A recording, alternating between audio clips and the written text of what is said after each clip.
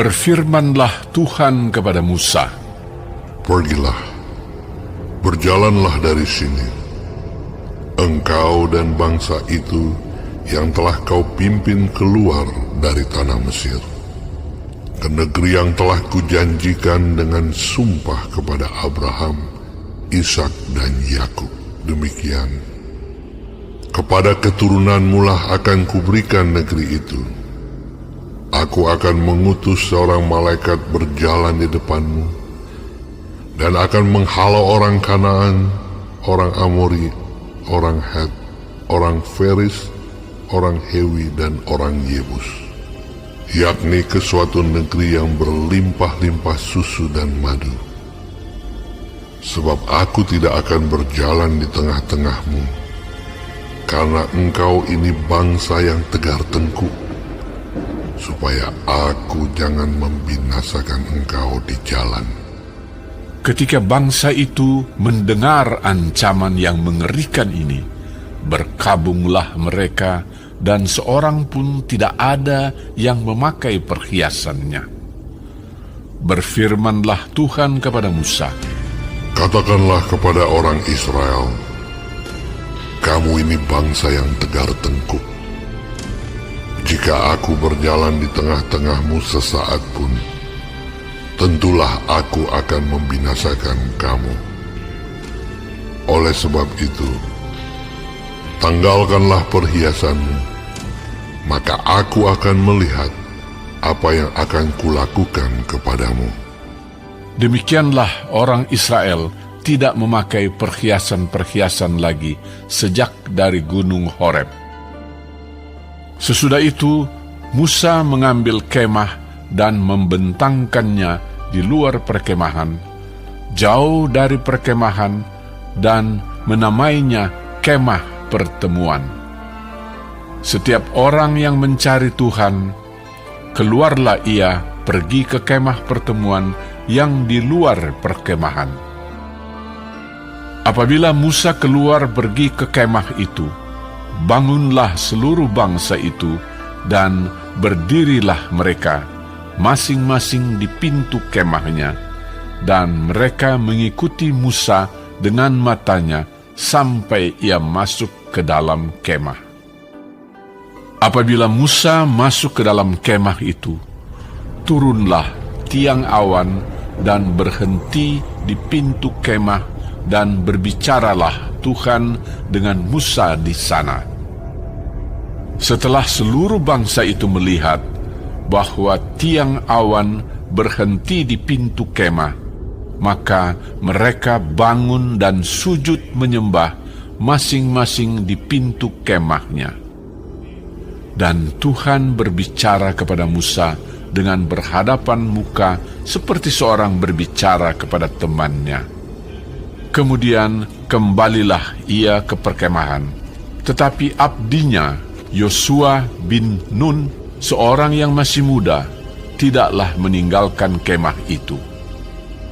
Lalu berkatalah Musa kepada Tuhan, "Memang engkau berfirman kepadaku, suruhlah bangsa ini berangkat, tetapi engkau tidak memberitahukan kepadaku siapa yang akan kau utus bersama-sama dengan aku.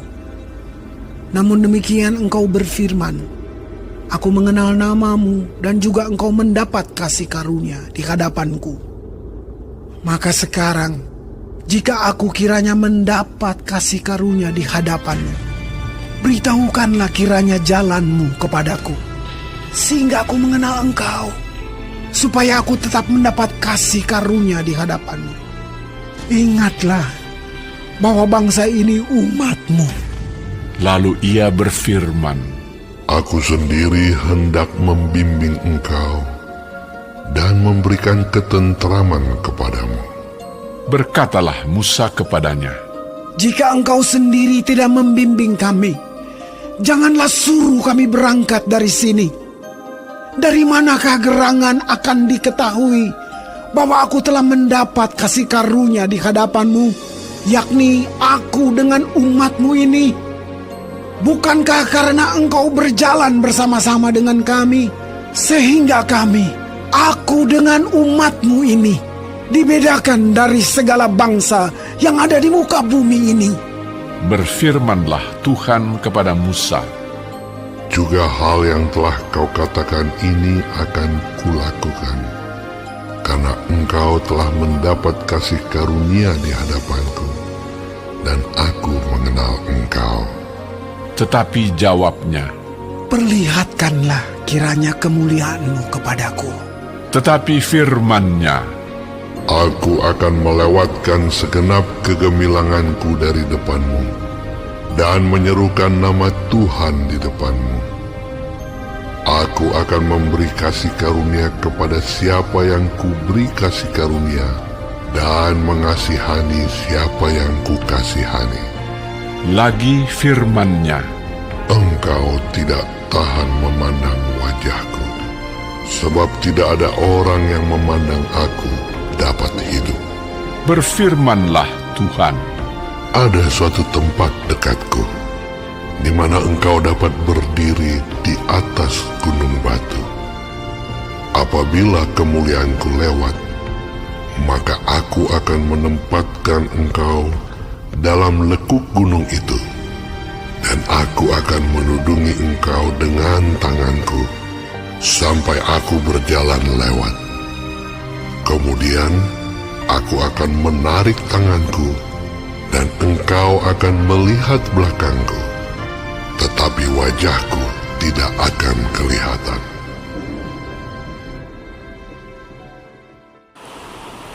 Shalom, saudara-saudaraku yang kekasih di dalam Tuhan Yesus Kristus. Puji Tuhan kalau kita masih diberi kesempatan hidup dan dapat mempelajari firman Tuhan, panduan kehidupan dari kitab Keluaran pasal 33. Tuhan Yesus memberkati. Saudara, murka Tuhan itu sangat berbahaya.